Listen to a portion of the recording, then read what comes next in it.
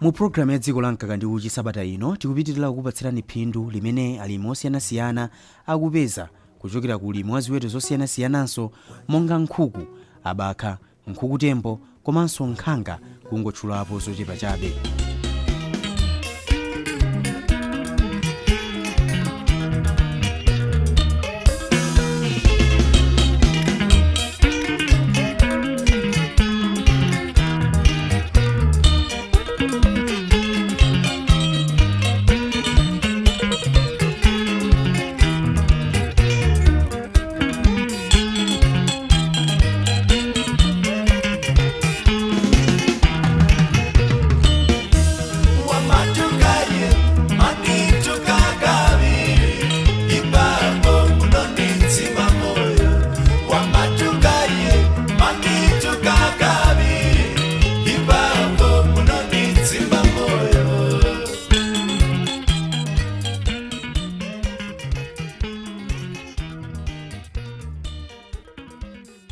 Sabata ino tili ku Glorious Sport Resolutions kwa akameza mu mzinda wa Blantyre.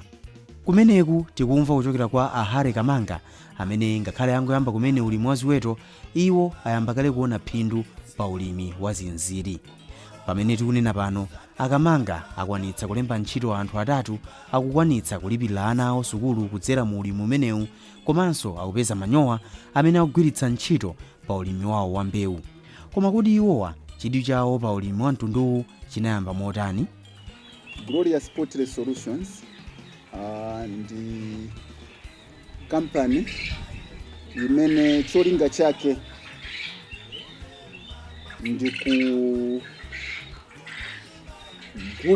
kupanga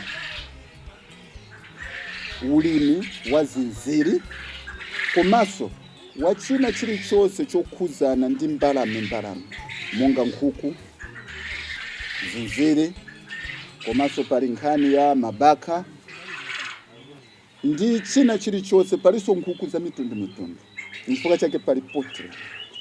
Nde uwu ndi ulimi umene ndafuna kuti ndiupange olo ndichite koma ukhuzane kwambiri ndi nkhani ya ziweto za mbalame zamene zili ndi mapiko.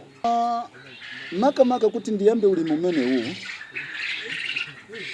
pali munthu wina wache amene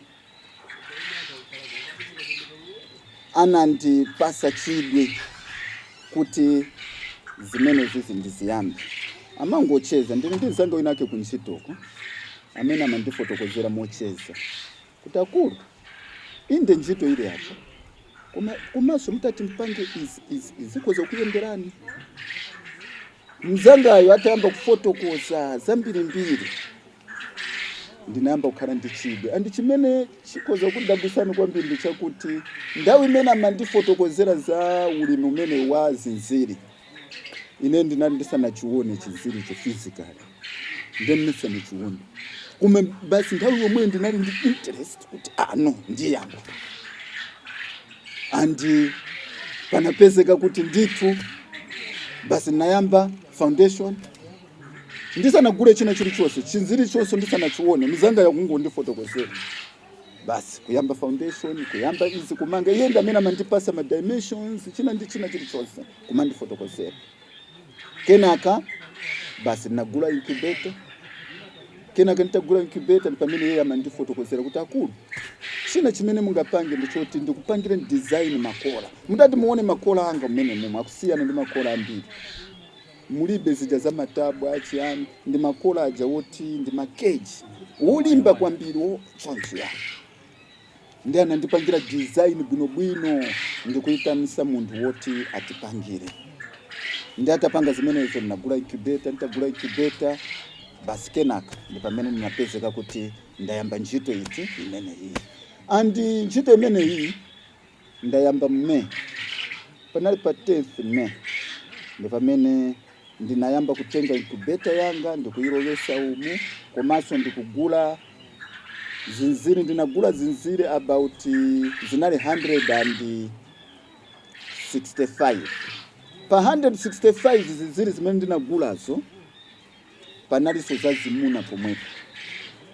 ndemaona kuti ratio timapanga mwina 1 to 4 zazimuna zazikazi 4 ndekuti mwamuna akhalepo mmodzi. Ndekuti pamene po 165 zinali zazikazi zochepa kwambiri, koma ndi zimene zatulusa zonsezi zimene mkuziona umu. Yeah. Nde ndayamba mu May, ndekuti pano chaka chomwe chino mu May ndimene ndayamba mweyo. Yes, koma ndayamba kale kugulisa. Maka chachikulu chimene chandipangisa ndichoti one, ine ndimakonda kwambiri zinthu za loko. That's first thing. Chinziri ndichi chalukulu kwambiri loko, sichimalira za chizungu. Andi ndi nyama ija yoti mundu wina aliyesa amene makonda loko akhoza kuyikonda. Nde inepo pesa ni makonda za loko ndinatenga imene yoyo. That's point number 1. Chachiwiri, zinziri zimasiyana ndi mapotre ena. Zinziri zilibe matenda. Kutero kuzikanakhala ngati kuti mwina ndi nkhuku olo zinazi, bwezi apapa mutaona kulowa mumu bwezi mukuponda kaipa mankhwala. Koma izizi azi. Nde ndi mbalame zoti timangolowa nthawi ina iliyonse, palibenso zoti kaya uyali ndi chiyani palibe. Nde chifukwa chake naona kuti no ndikoyenera ndithu kuti ineyo ndiyambe kai izi zophwekazi. Kwa ine ndikumazitenga kuti ndi zophweka, ndiyambe kai zophwekazi ndisanalowe kwenikweniko. Muziziri muli phindu lalikulu kwambiri. Andi ngati pali munthu wina amene akufuna ulimi umenewu, oro ulimi wa potre, ndikanakonda kuti akanayamba zinziri mmene ndayambira ine. Muone kuti ndayamba mu May mweyo chaka chomwe chino. Tikunena lero ndi July. Tikupita kumapeto wa July. Ndekuti ni miezi ngati 2 months. Mona tingoti 3. Koma zinzirizo zabereka. Ine ndimapeza mazira muzizirimo. Mazira awo ndagulisapo kale ambirimbiri. Komaso chinziri chenicho anthu ndi amachikonda. Amagula ena zamoyo, ena amagula zija zoti amati dressed. Zoti tapa then tizikutire bwinobwino timagulisaso. Ni ndalama zimenezo. Now apart from that, ndiliso ndi incubator. Incubator mene imandithandizaso mazira anga marowa menemo mu incubator mo. Ndekuti sinima lipira ndalama kwa anthu ena. Koma anthu ena aso amabweresa mazira awo ndi maswera momona mu incubator. Nde paliso manyowa aziziri. Mmaziwa kuti manyowa aziziri chifukwa choti ziziri zakudya zake zimakhala rich in protein. Manyowa akeso amakhala mphamvu kwambiri.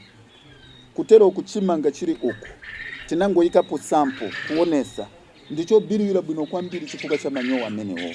Komanso manyowa amene ndimagulisaso anthu amabwera pafupi ufunaso manyowa. Nde muone ndimapeza phindu kuzizirizo zinziri, komanso mazira ake, komanso manyowa ndimapeza nawo phindu. Komanso zinzirizo sizimachedwa kukula. Muone kuti zikangoti mazira aja aswa, zimangotenga 4 to 5 weeks basi chinziri chilirebe kuti ukhoza kudya. Then chikafika 6 to 7 weeks chimaza yambaso kuyikira. Nde kuti basi zimangokhala continuous production ya mazira continuous. Nde mkuoneka kuti ndi ndalama imene ndi ulimi umene umabweresa ndalama mapafupi kwambiri. Munthu umakhala ndi cash almost daily kwambiri. Muone kuti ine ndili panchito.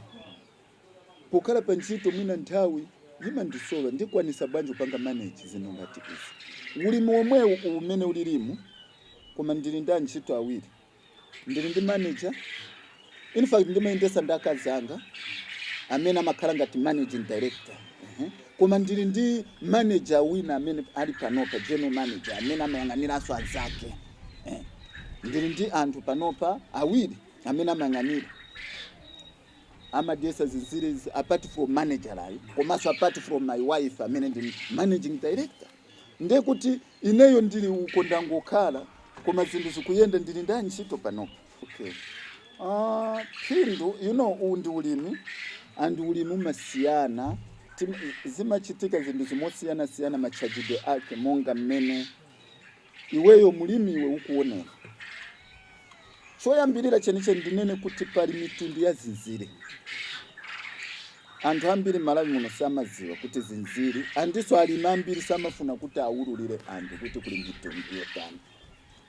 Malawi muno zinziri zili ndi mitundu yambirimbiri yosiyana. Koma Malawi muno tili ndi mitundu kwambiri itatu imene imagwira kwambiri ntchito. Pali jumbo quails, then wachiwiri amati Japanese, imene umakhala loko, ena amangoti loko, then wachitatu amati bob, something there, white bob, something like bob white. Ndimene amanena sinaiwetepo nde sindikuyiziwa bwinobwino koma amati white bob, ena amati bob white, something like that. Now mitundu yoseyo malingana ndi weight umene uli kwa type iyo umakhalaso ndi kamtengo kake kokwererapo. Now pazosezi mutundu umene umakhala ngati ndi wokwererapo wapamwamba malingana ndi mmene chiziricho chimaonekera ndi jumbo. Now ineyo sinafune kuti ndilowe mitundu yoseyo. Anthu ena amaphatikiza bob white, kaya Japanese, kaya jumbo amaphatikiza mmene iwonso anaonera. Koma ine ndinasanga kuti ndipange ka specialize. Ndene ndili ndi mtundu wokhawa amati jumbo quails. Zinziri za jumbo zimene nyama yake imakhala yayikulu ndizokhazo zimene zimaoneka zazikulu kwambiri as compared ku zinas. Yeah. Now jumbo quails ikayikira zira lake ngati ineyo pera tray ya 30 ndimagulisa mwina 3,500. Koma munthu akafuna zira limodzi ndimamugulisa 150 kwacha. Just imagine kazira kamozi kachiziri kacha 150 kwacha. Then anthu akafuna kugula chinziri cha moyo choti chafikapo ndi 1,000 kwacha. Choti mwina ndi cha medium timatagulisa 850 kwacha oro 900 kwacha. Ndiye kuti mtati muone palibe chinziri chimene timagulisa 700 cha jumbo. Hayi. Poka munthu yo ikhale order. Anthu ena timagulisa pa order mwina 700 or so. Ndiye kuti muone kuti nditakhala ndi zinziri 100 pa 1,000 ndiye ndizingati. Ndalama zangani nkani mukuonatu. Umwe zambiri umundira ndi about 2,000 3,000 something or 4,000 zikukwana umwe. Yeah. Ndiye kuti ndita ndigulise zose ndingosanga kuti ndisiye ulimi umene ndiye ndigulise. Ndiye ndindama zingati about 4 million mukuona. Ndiye muli phindu komaso panelo ndanena la zira komaso ndanena la chiziri chenichi. Now ndili ndi incubator imene anthu akabweresa zira la chiziri ndimapezeka kuti ndalipisa 50 kwacha pera zira kuti mulisunge mpaka liswe 16 days ndi 50 kwacha. Ndemo anthu ena amabweresa 300, ena amabweresa 500 eggs. Nde para 50 kwacha ndalama zingati mukuona. Sikuti timalipisa anthuwo mazira wote aswa ndawo zina munthu amabweresa 500 koma amathakuswa 450. Munthu akabweresa 500 akangobweresa timachajana ndalama. Mazira samaluwa mkati incubator ndalama sana lipire munthu. Kuiona nkhaniyo ndiye pamene pali ndalama. Pali chicken nkhuku ikakhala ndi zira ndi 100 kwacha. Ndiye paliso nkhuku zina zokwererapo zimene mazira ake amakhala akulu mataipa nkhuku zina zake uru mabaka zimene zozo zili ndi mtengo wake ndi 150 pazira tikamarowesa umwe. Now tikamanena kuti 150 or 100 kwacha anthu mkumaona ngati anthu amangobweresa zira limodzi uru mazira awiri. No, nkhani imakhala papa ndi mazira mwina 200 300 400. Incubator nthawi zina imazaza kwa fotokozera anthu kuti no mubwere nthawi ina oromwena tikusungirani kaye mbwene nthawi yakuti. Komanso pali manyuwa azenthuzi amene anthu amagulaso komanso amatithandizira ifeyo mkuona kuli dimba kusereko koseko ndi manyowa azimenezezi. Kutero kupanopa ine ndimapeza phindu even ana sukulu panopa ndimalipirira kwambiri through zili zomwezi. Ndikuziwa kuti mwana wina wake anachokera ku sukulu uku ndi sukulu mmene zasekera mpanali kabiru kena kache kamene kanasara ka school fees ka balance. Ndalipira kuchokera momwemo ndamlipirira ndamalizisa kwa aphunzitsi kuti ayi balance yani nasara ija ndi nde panopa mavuto ena ambiri ata ndeto komanso maona antchito amene amandithandiza salary yake ndiyo mwe nde ndili bwino kwambiri nditi. Apart from my business ena amene anthu amapanga sikuti ndikupanga condemn my business, koma ma business abwino kwambiri amene so muli ndalama ndizoona ndi chumadi cha ulimi. Ulimi wa mbewu komanso ulimi wathu omwewu kumene talo wako wazinziri mbalame komanso anthu ena akhoza kunena za ulimi wa ng'ombe ndi kaya kuli nkhumba zambirimbiri ndithu mmene muli chuma. Chifukwa so ndithokozeso boma la Malawi chifukwa cha zimene apanga za duty waiver ya pazima equipment zothandizira ulimi. Zinthu zambiri tikamapanga import uchokera kunja za ulimi achosa duty palibe msongo wina uliwonse. Zimene zikutithandizira ifeyo kuti at least zipeza kuphindu pa zinthu zambiri kaya ndima zodyesera izizi mafeeders machani zonsezo zimangoroba zipangizo za ulimi. Nde mmene muli ndalama kwambiri chifukwa sizimalira zinthu zambiri komanso ndi zinthu za momuno zimene zimagwira ntchito. Mulimi sizimafunanso kuti munthu kaya upite ku sukulu ya pamwamba motani. Muone ineyo sinapite ku sukulu ina iliyonse ya agriculture. Koma ndili pano munthu wina anangondipasa idea panopa wona ni zinthu zimene zikuchitika. Nde mulimi umene uwu ndithu muli mukoza kutukula dziko la Malawi. Wona niso employment imene ndapanga sindalemba kwa anthu atatu apa. Nde kuti anthu ena akuthandiza mabanja awo chifukwa ndi anthu okwatira enawo. Pali munthu mmodzi amene ndi okwatira ali ndi banja ali ndi ana kumalipira school fees through ulimi omwewo. Nde chuma cha dziko lino ndithu through ulimi anthu akhoza ndithu kutukula dziko lino.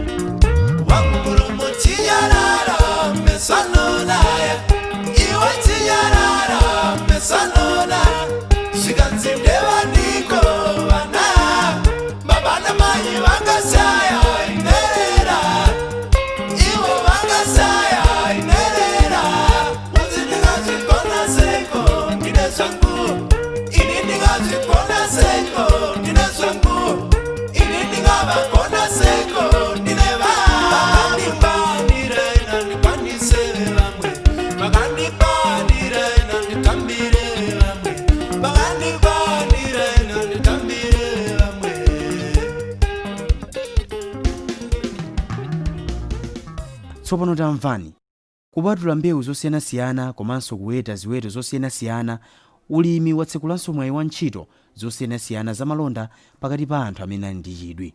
Makono anthu akugwiritsa ntchito makina pofungatira mazira a ziweto zosiyanasiyana kuti ziswe. Ndi mmene akufotokozera Kamanga kukhala ndi makina ofungatira mazira monga incubator ndi mwayinso waukulu oti mlimi atha kupha nawo makwacha. Ndinene chonchi Malawi muno ndiyamikire anthu ambiri amene amapanga ulimi wa za ziweto izi za nkhuku zinziri ndi anthu abwino kwambiri amauzana chilungamo. Ine nthawi imene ndinandisanayambe ulimi umene uwu ndinali ndikuyenda nditayamba kumanga foundation ndinali ndikuyenda kufunsa mwa anthu anandipanga encourage ambiri ngati pali ulimi wophweka abale anga ulimi wake ndi umene wazinziri ndi wophweka ndi capital 100,000 yomwe ukhoza kuyambira or 50,000 or tisapite ku 50 ndingoti paja mazira trend nena kuti 3,500 ungokhala ndi 10,000 yako ugule matirei atatu. Ukagula matirei atatu ukapanga usakhaleso ndi incubator, usakhaleso even ndi nyumba ngati iyi. Ungokhala ndi 10,000 ndikugula makreti atatu. Kreti atatu upitise ku incubator kumene kuja ikapanga hash, ikoza upanga hash kaya 70 kaya 60. Zinziri zako zimene zozo upite nazo upange zimakatoni zijandu na mapanga makatoni ndikuyika mu mababu ma energy ma 100 watts ndikuyika mmene mujama ndikumazigesera mmene mujama gaga ndi zakudya zake zimene timagulasi nditu zimene zijazikula mmene mujama. Anthu ambiri ali muno ali mambiri amene amagulisa zinzira sakunamizeni alibe ena nyumba ngati iyi ambiri ndi tomwe tumakatoni tichani koma mmene mumatuluka zinziri zambiri. Ndaika ni encourage anthu za capital yuwalana onere 10,000 kwacha mukoza kuyambira business imene iyi ndipo ikoza kupita. Sikuti anthu amene amapanga zimene zindangero otamachoka kumwamba ngati ine ndi mata inuswa Malawi mukoza kukwanisa ndizophweka nditu zinziri zimene zizi sizija zoti zimafunaso kuti kukhale kotentha kwambiri. Ayi mukuona nthawi ino siku kuzizira koma izozo zimapanga survive pali beso zoti zikufa kaya zikutani. Ayi ndizophweka mapangidwe ake zimakhala bwinobwino ndesi zimalira capital yochuluka. Munthu ukafuna ukakhala ndi 20,000 100,000 the better. Koma even 20 30 40 ukakhala ndi 500,000 business yako yikhala bwinobwino.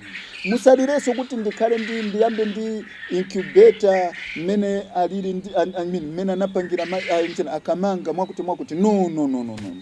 Don't waste your time kuti mukhale kai ndi incubator. Ayi mukoza kuyamba incubator mulibe muzipangisa kwa anthu ena wolo mukoza mazapangisa kwa ine kunoko.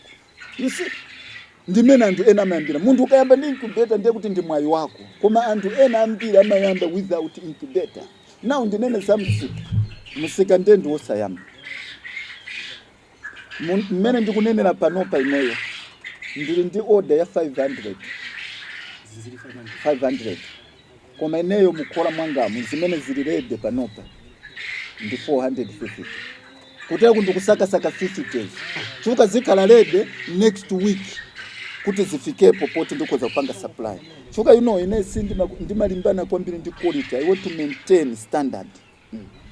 Ndesi nimafuna kuti ndizingopanga supply kwa anthu kungopanga just the sake of kuti ndikupanga supply. No. Koma ndimafuna kuti munthu akachitenga chinziri changa aziziwa kuti ukuku ndi type ina. Anthu ama nditu ali mulimi umenewu koma na uyuyu ndi mulimi wina. Ine ndimapanga nditu ndimaonesesa kuti zanga zizikhale zosiyana ndi anthu ena. Pomaliza bwinobwino tsogolo muliona bwana. Sogolo limene lili ndi sogolo labwino kwambiri. Muli sogolo la pamwamba kwambiri.